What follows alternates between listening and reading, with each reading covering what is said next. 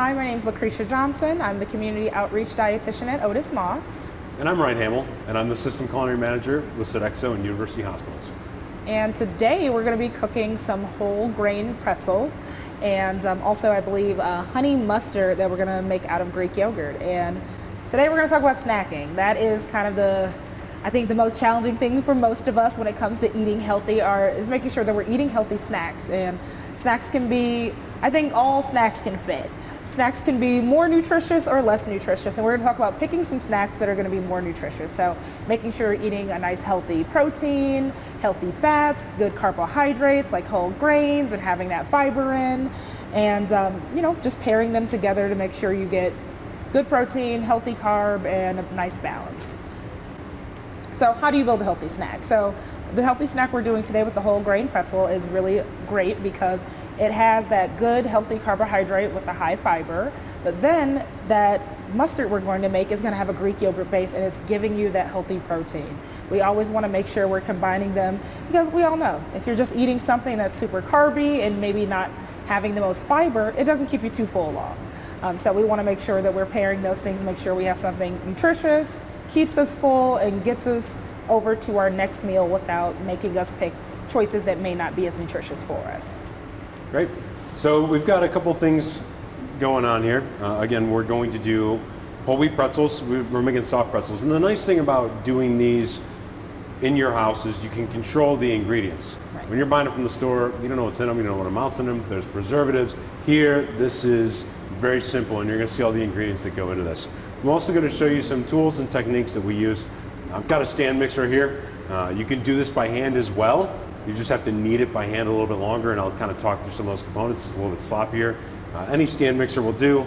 This was a nice gift that we got, so it's the one that I get to play with.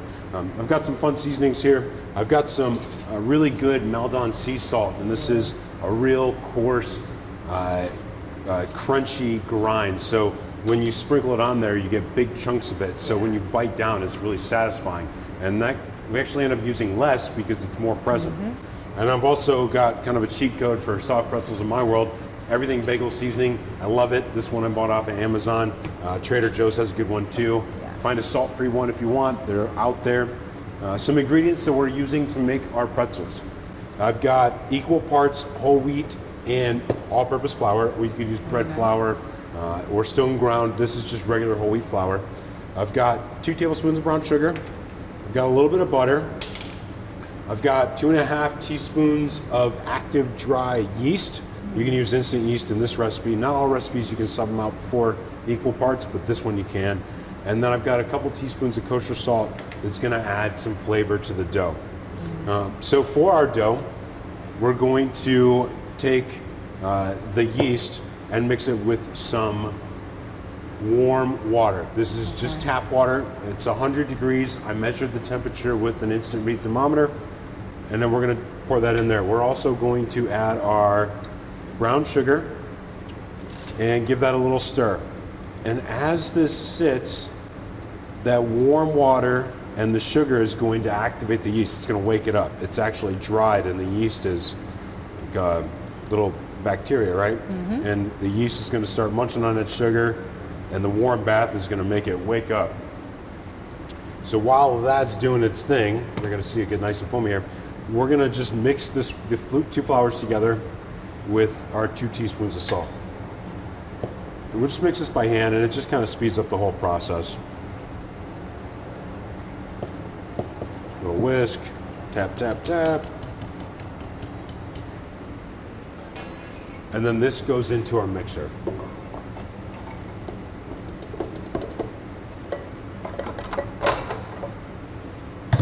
Not used to doing this backwards.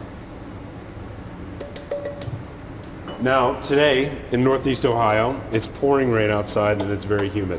So we're using 1 2/3 cups of water. It's a little bit wetter. A little bit later in the summer when it's drier in the winter, when it's super dry in Northeast Ohio, you might have to use a little more liquid.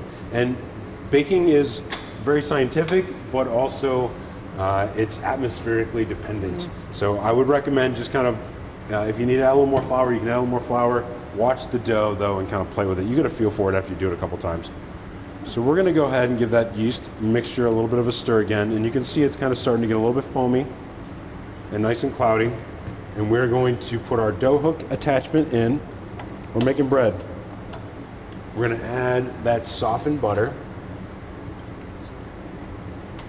Now, could somebody replace the butter with margarine if they're concerned about you can kind absolutely, of the fat and butter? Yeah, you can absolutely use extra virgin olive oil if you'd like to. Okay, wonderful. Sure. We're using butter for flavor and a little bit of browning later on here. We're actually going to brush some with a little butter, but you could do pan spray, extra virgin olive oil, whatever you want to do. So I'm going to set this to about 3 and get it going. And as it's going, I'm going to drizzle this yeast, water, and brown sugar mixture in there.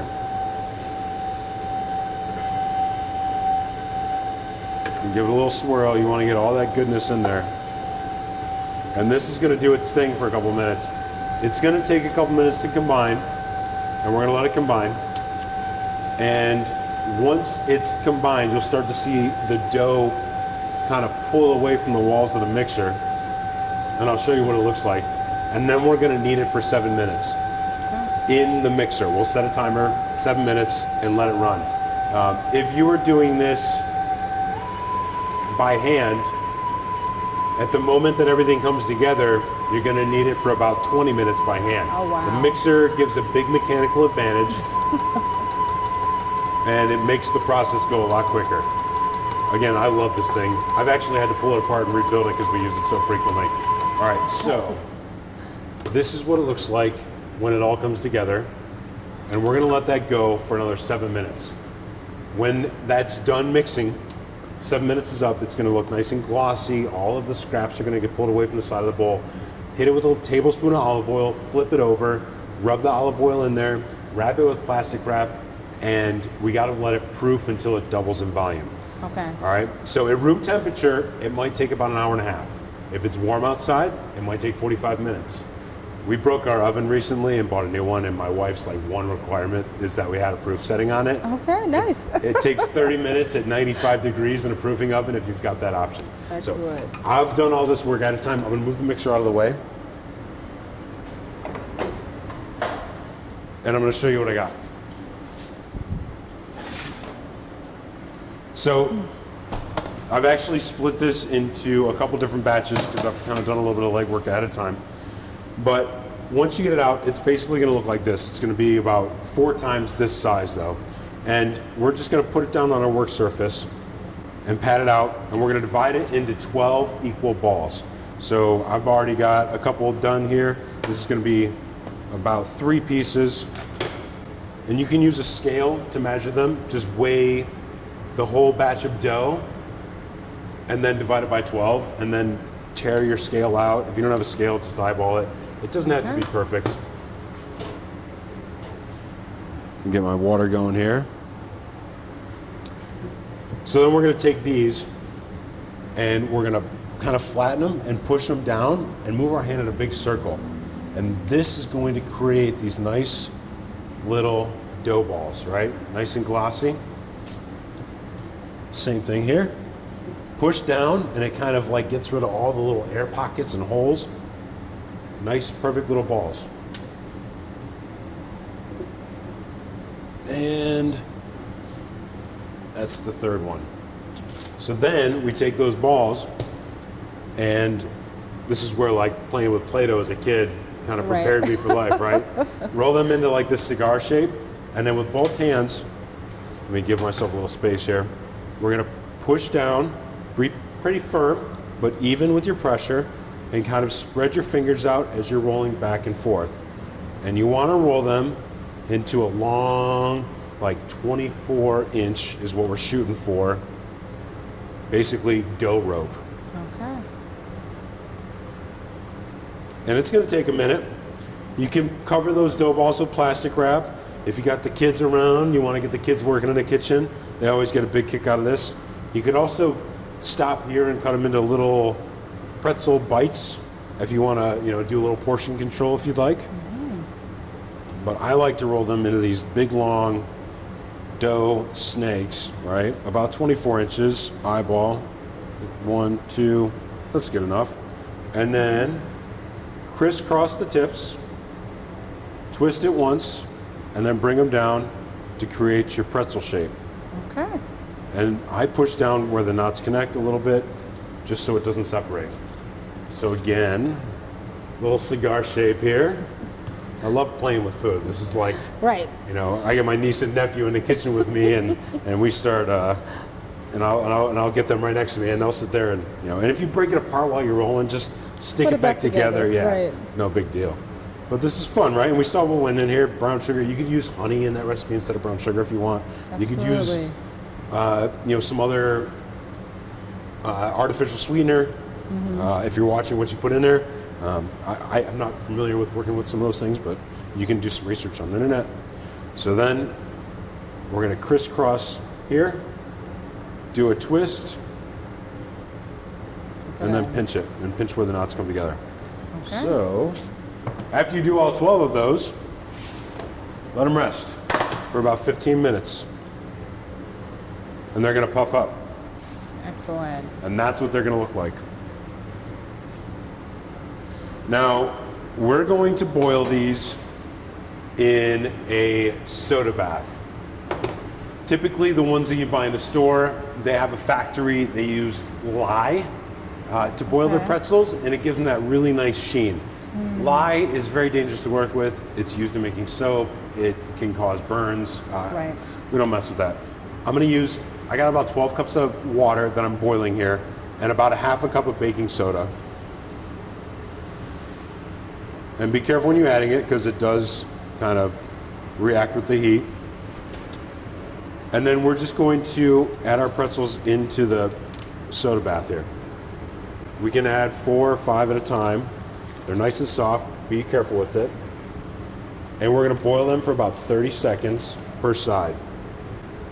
So funny. I guess I assumed that you would bake a soft pretzel, but you boil it. We are going to bake them too. Oh, okay, nice. So we're going to get all of our pretzels in here. And then we can flip them using, I like to flip from the top knot to the bottom knot. Just trying to set them.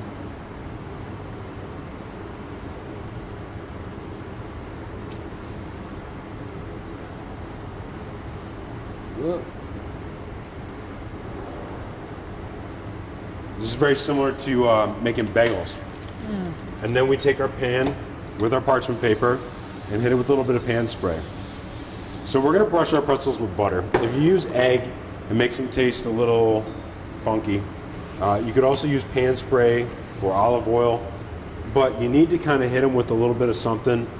That way the seasoning sticks. So give them a good shake right onto the parchment paper here.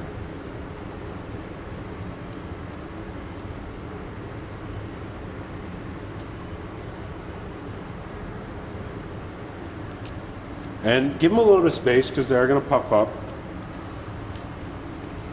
And then we've got some melted butter here, just a couple tablespoons. Brush them on.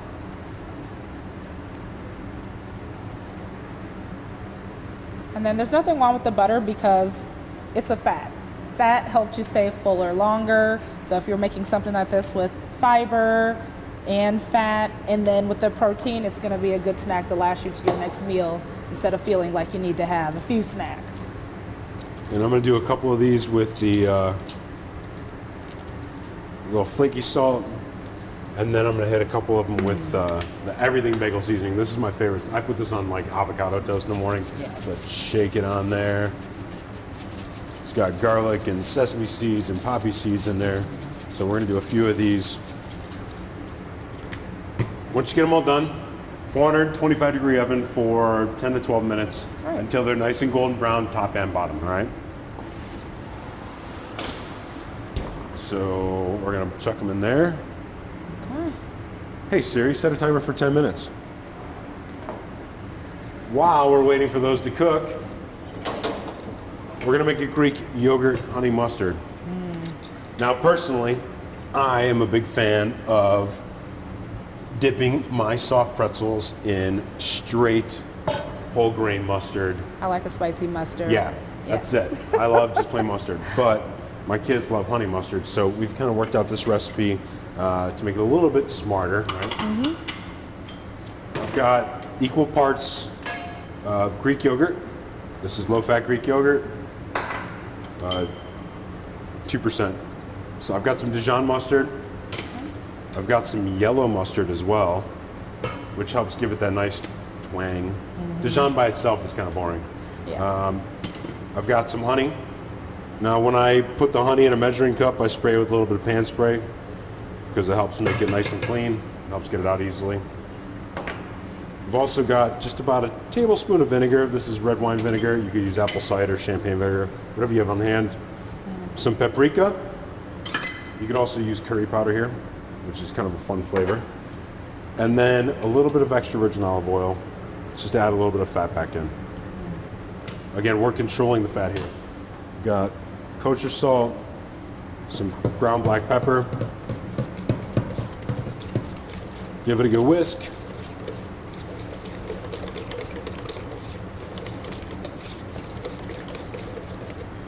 And then this is our honey mustard dressing.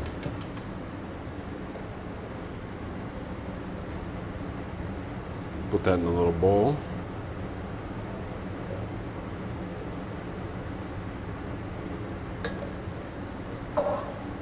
And when your pretzels come out of the oven, let them rest for about 15 minutes. Let them cool down. Okay. Don't eat them right away. If you want to, brush them a little bit of butter in the end or a little olive oil. And then once they're cooled down, enjoy them within the next couple days. These I baked this morning. Magic of television, they're already out of the oven, right? But you can see they're nice and shiny. Soft pretzels, they've got a nice little doughiness to them too, but you can see they're a little darker on the inside because we use that whole wheat flour in addition to the AP flour. If you use only whole wheat flour, it makes it a little bit tricky because the whole wheat flour is ground a little bit different than the AP flour. It doesn't work in the same way. So it's a little dense. Yeah, that's what I've noticed. I made banana bread with it. Yeah. So that's why we mixed equal parts. But there's your whole wheat soft pretzels with the healthier honey mustard. Excellent. So yeah, guys, make sure that you eat good, healthy snacks, and that means healthy fats, get those whole grains in, fiber and protein, and combining those things will get you something that'll tide you over to the next meal, but also give you a lot of nutrients. There's nothing wrong with snacking. You don't have to stop snacking at a certain time of night. You just need to focus on what's in the snack and getting the best nutrients in it. Thank you. Thank you.